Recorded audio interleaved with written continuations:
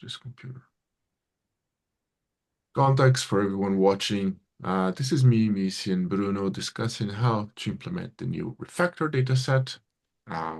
Test a bunch of refactoring questions that we have for do. And one of the questions is specifically how do we test all of the context that we add, like how it's that will happen. Okay, so the refactor is called over here. Do we have the prompt already for refactor? Yes, we do. We do. We do, and we split. It's a very simple. So we have selected test. We have file content. I don't know what this is. And probably the context will come here somewhere, right, Missy? Yeah, Yeah. exactly. Okay. So if you look at the here, so there is a few inputs to this context to run the experiments. Some of this I think they are fetched directly from AI Gateway from GitLab because this is how the evaluation. So let me open Xcode row. So we're gonna have li5. Li5 is gonna make a request for GitLab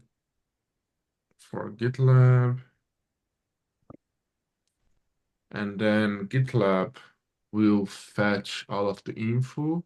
It will enrich all of the extra context. What I want is context, and then it will send to AI Gateway. A gateway that will return to GitLab something, right? So AI What Gateway is is pretty. what is this context? For example, like what I'm adding is we have an X-ray tool that can pull the dependencies from a project and it'll scan like the lock file and then it will inject that into the prompt. So currently that's only used for, I think, code suggestions. I can't remember if it's generation or completion, but one of them has that included, and we also want to include that in slash refactor as well. So that's an example. But And when also, does yeah, that like happen? Sorry, Miss, yes?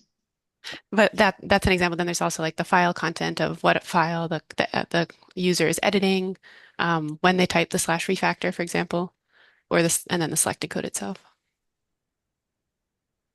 And when does that happen? Is it something that happens in the Rails backend?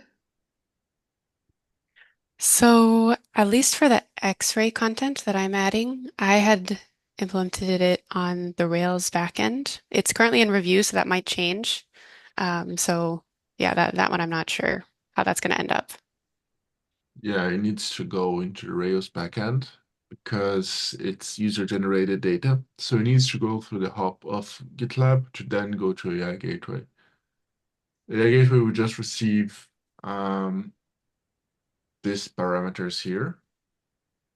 And then here it's just, let me push this one here. The file. File content, selected text, input file content reuse. I don't know what that I, is. In language. I don't know what I did here. Language info and then context, which is what Missy is working on, right? So this is what it sends, and then GitLab returns.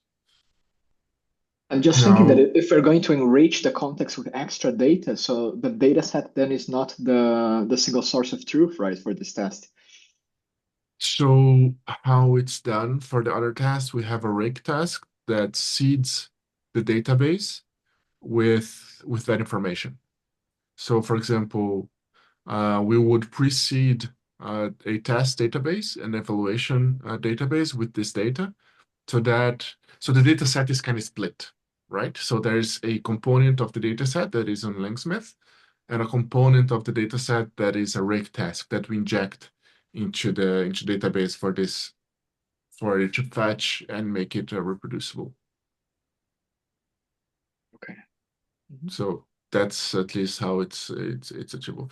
Now we need to understand which one of this, like what information we're gonna pass from a Live 5 to GitLab. Like what are the inputs that are passed? Because this is the inputs to AI gateway. So we need, but all of them, they are somehow like, I think selected text might be the input that we pass to AI gateway, but the others are injected, right? Like file content is injected from GitLab. Language info, I think it's also injected, but we need find the refactor. Where can I find this, Missy? Find which bit? Like what is the action that triggers the refactor? Ah, that. Let me find that. In the meantime, I was finding this, which is what defines the file content reuse. Uh, File content reuse. File content fit into I can send you Myanmar's as well. that would be great. This one. So this is Myanmar to add the X-ray context.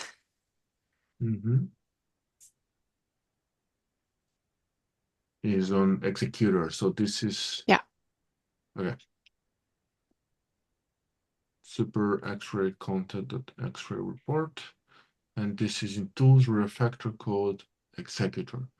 So this is not using the So there's a prompt.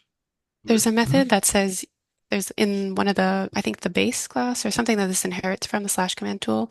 It checks use AI gateway prompt. There's like a true false and that's set to true. And so that's how it bypasses that executor prompt. Yeah, I think it's yeah, this one. No, AI dependent. That. You had it a second ago on the last file you were Is looking it at. I saw it this one? there. No, you're right. If use, it should be if use AI gateway prompt, I think is the method. Yeah, I was playing with this right now, but I can't find on this base classes. Override. Because you need to enable feature flag for, I think, for now. I will figure it out, but it's somewhere around here. So here, Mhm. language info, like this is the template.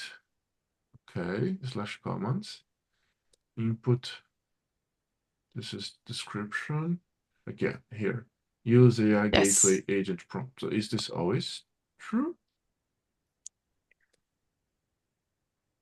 Think now it is since it's been migrated into the AI gateway, but that's a good question. So this just passes. Okay, makes sense. So we could, in theory, we could remove all of this prompt template because it's calling over there. I don't know if we need that for backwards compatibility with old versions of GitLab, maybe. Just, I mean, the old versions of AI of GitLab will have the old code, and then we can remove but not the discussion we're having here. Fair point. Select text options. Where is this computed? What are you looking for, Valen? I'm looking where selected test, selected text, file content, and input are defined. Slash commands unit. Like I know that context, of course, this is from Mrs. MR. This is now being added here. Here, prompt options to put up merge X-ray data. But where is this being? I'm pretty sure this is this is automatically passed, so it's going to be hard to find. Refactor code, nested constant.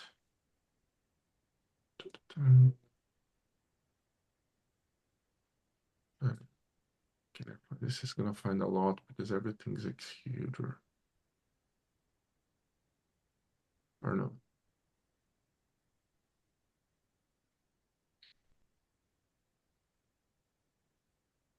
Battery typed. Let me Is see it in how the the chat slash command RB? slash command.rb slash Underscore. commands.rb. There, it initializes Please slash enter new command, no S. slash command tool. There is slash command tool. There is a slash command.rb. No, there is no slash command.rb. There's slash command tool.rb. No. Maybe I'm on an old version of GitLab. You search for one of those fields in the template, right? Like the file content reuse. Sounds like a very specific name. File content reuse.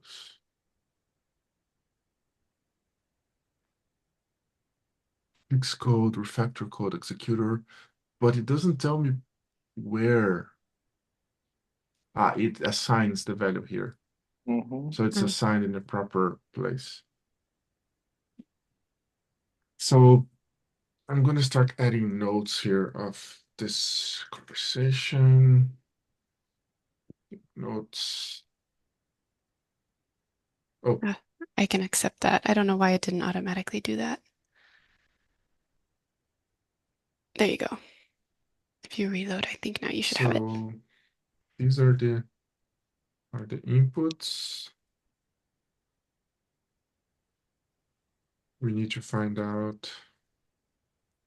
We need to find out which are user provided and which are backend provided.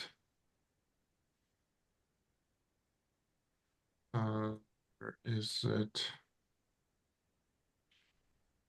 In the end, we're going to have to set somehow all of these values, right? Unless they're in the code base. Either we see them or we pass them as input, or they are in the code base itself. So there are three options that we have here. And so this is we need to have two steps, two things. The data set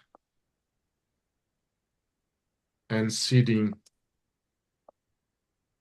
database or extra context. So some things are not necessary, I think, because, for example, this is the data set. So it's a self-contained thing, right? So it has, this is the input. Where is the input? Okay, the type, title code.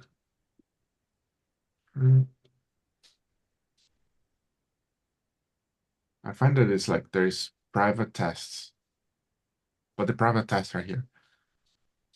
They're not really private. Split train.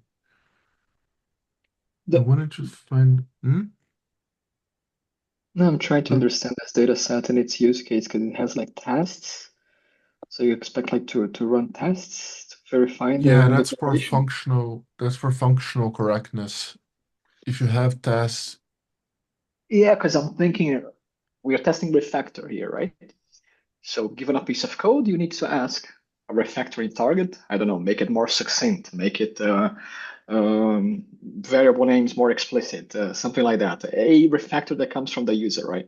How can we generate this actions from this data set? I don't think they have it.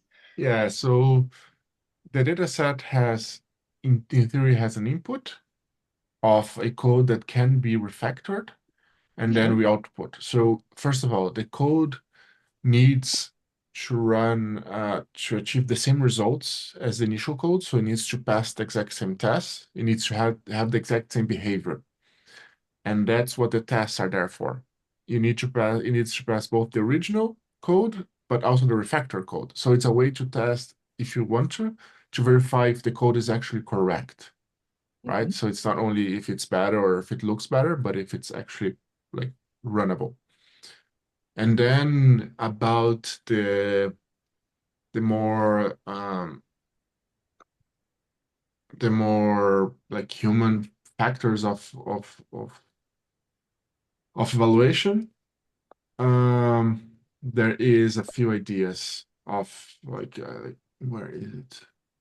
There was some discussion here about what would be in accordance to playbook of data set has been completed. With 70 to 120 prompts. Okay.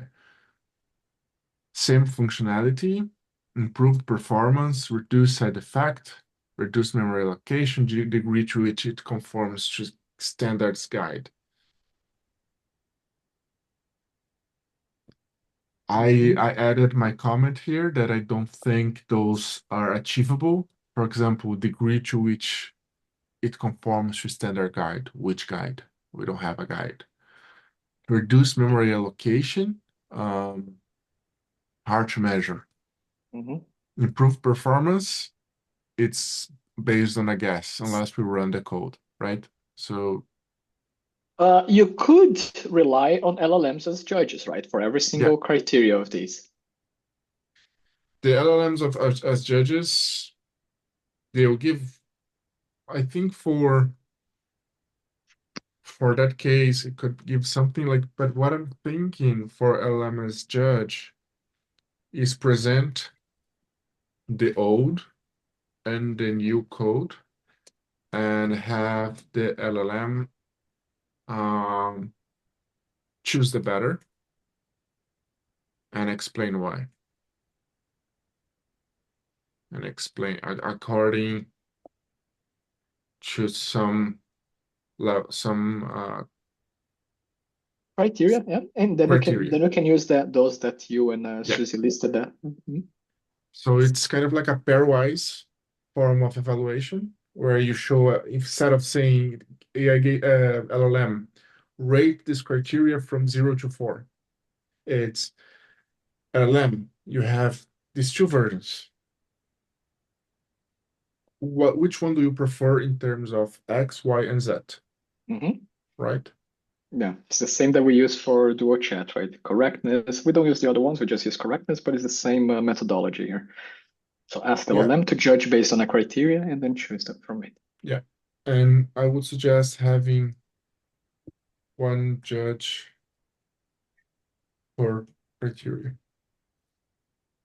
Judges get confused when it has to judge too many things, and then there is interaction between the judgments, and it makes it easier later for calibrating, because then you can calibrate each one of the judges separately. So yeah, it's easier to add criteria, but criteria later, right? Criteria and all of this. So each metric is one judge. We can try to reuse this for other types of fix. For example, fix could have something like this. And also, I think functional correctness would be all right if we can get it right to at least like we can start with just one language, right? Let's say Python, and then we run the code and do check the functional correctness. Yeah. Missy had a point. Yeah, I was just going to ask. So if we're adding this to Langsmith, for example, then we'll have like multiple different criteria, multiple different judges and scores for each criteria. So then how do we come out with like one final score saying, yes, this was correct, or yes, this was no? We would take them all and weight them somehow? Yeah, we could do a weighted average. That's straightforward to understand. Yeah. We started, for example, for Duo Chat, we had 3 criteria, right? We had correctness, readability, and comprehensiveness. And in the end, we pretty much just use correctness because that's the useful one. So I guess here we can start the same way, right? With a few criteria and then see if there is really a big difference between models if this criteria, because the importance of the criteria is the one that gives us enough information to make a decision if one model is better than the other one, right? To be able to discern between these two models. I think we start with a few criteria and see how these LLMs judge them. And yeah, and then how we combine these scores, either weighted average. Yeah. I don't know. Yeah. We, uh, we can have like a primary, and will be a discussion. This will be an evolution that we have to discuss with the team and with the product manager, because ideally, the score we choose aligns with user perception. Hmm? So we need and this is this is what we want to achieve with calibration as well. So ideally is that's what we're trying to achieve is we want a number that actually matches so on GitLab documentation we had a 0 to 4 that didn't really make sense, but having a score of greater than 3 or 4 show that we have 73% of acceptable answers. And that correlates a lot more to the user experience with documentation. So we can have something similar, and it's something that we should discuss with the product managers, potentially even with UX, and have some experiments and see how the customers react to, like, how would they rate themselves the answer. Mm, but you're right. Having too many numbers is confusing. It needs to have only one number as a primary and multiple numbers as support metrics, like debugging, because number goes down. What happened? Is it a problem with not generating the right tests? Is it a problem with not fetching the right context? So those are the support metrics, but product wants to see one number, um, preferably going up. Mhm. I had Okay. another related question, Mm, or semi-related. So for some of the data sets, it looks like not all of the information that we want is included. Like in the benchmark data set that we were looking at before, it doesn't seem like it has the whole file content, or they seem like isolated examples. Or the chat bash, it seems like some people did copy paste the code that they had selected, but other people didn't. So how are we going to fill in the blanks for that?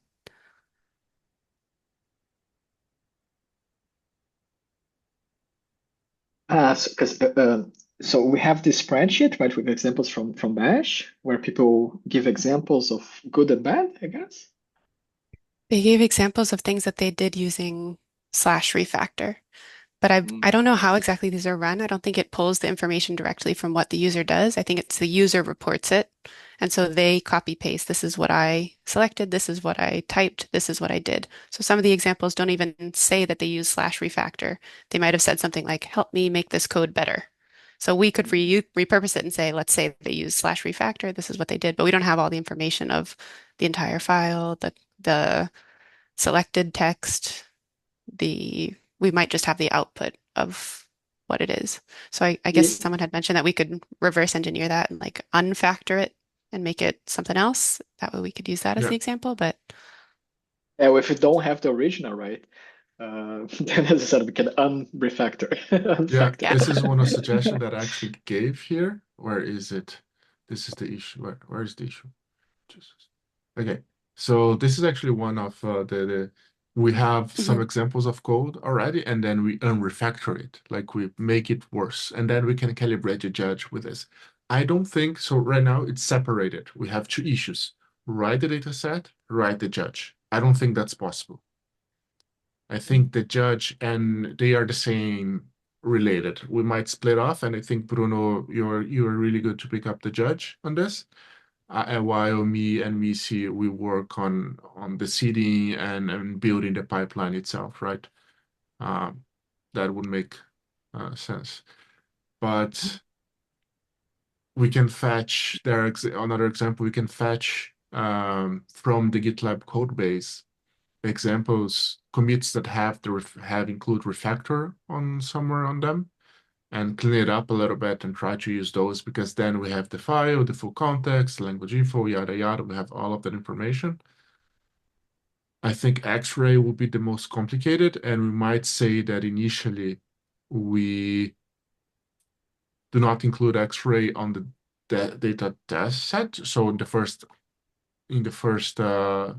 iteration, X-ray is not part of the evaluation. I think that's a possible outcome that Mhm. should be discussed. I don't know. Wouldn't X-ray be treated as a black box though? Because we're firing against the dual chat API, right? So whatever is behind the dual chat API, we are testing it. So if X-ray is already running, we are testing X-ray as well. That makes Yeah, sense. yeah. So we can sit the database and have X-ray just fetch the values that we have predefined, which is something. But we can start not doing that, see where it goes, and then we add that. So we can have suggestion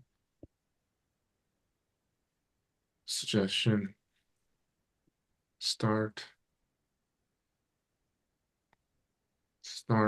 without X-ray content, add it later.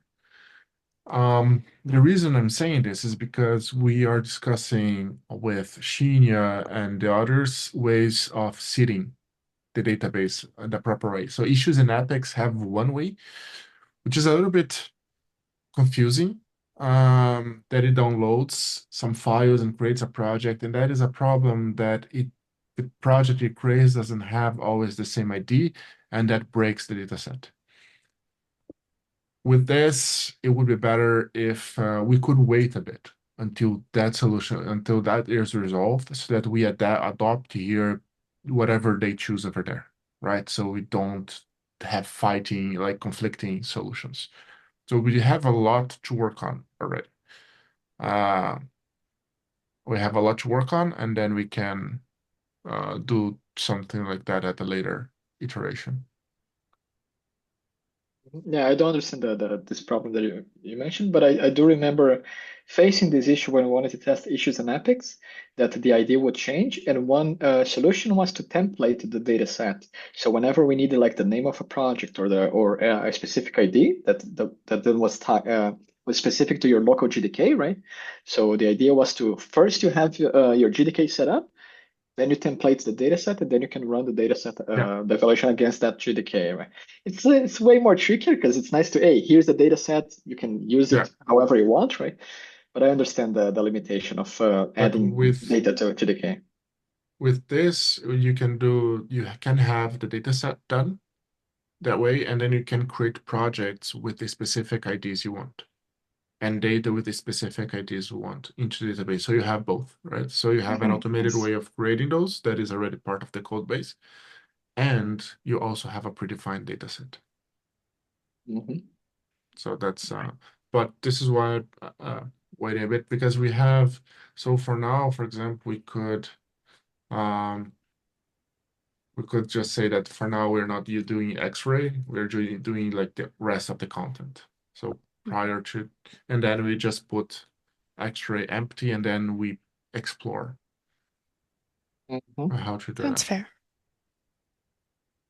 Okay, For clarity, are we building this data set for the prompt library or for Eli 5/Langsmith? July 5. This goes for through Okay, Langsmith. Yeah. great. Yeah, everything is gonna go to Langsmith. Nice. One thing that I want to pay attention to while building this is that when we run evaluations on Eli 5 now, and you check the data on Langsmith, it's quite hard to map sometimes what was the input and what was the expected output, because the way that the data gets populated in the Langsmith UI, the fields don't really match. And sometimes you miss some context. You're trying to understand why this generation happened this way, and you're missing some context that the Langsmith just doesn't show. So with this data set, I want to see whatever metadata needs to set in Langsmith to display in the best way for us, right? Mm-hmm. That shows the actual important data and not just this is what generated and that's why it's bad or good. I find that every time on Langsmith, I'm always lacking some information that I need to go back and look at the data set itself. I need to And, know what exactly is the input for this. So I feel that most of this will come from here, but there is input and there is selected text. So I don't know. We'll need to figure out this. I need to go, so I'm just trying to find actionable spots here, actionable points. We need to split the issues. That's for one. We need to find out what are the actual inputs that we need to pass to GitLab, right? And we need to start looking at the data sets for usable. We don't need to take the action today. We can have a discussion async. I'll share this conversation later. But we can even have another sync tomorrow. Now that we have discussed the problem, we can discuss what to do with the problem and how to approach this, break this down and look into it. Does that sound good? Sounds good to me. I'll share this later. I'll upload this to YouTube later on, and then we can discuss this further. Cool. Thank you Thank you so all. much. Have a good one. Thank you. See you. Oh, by the way,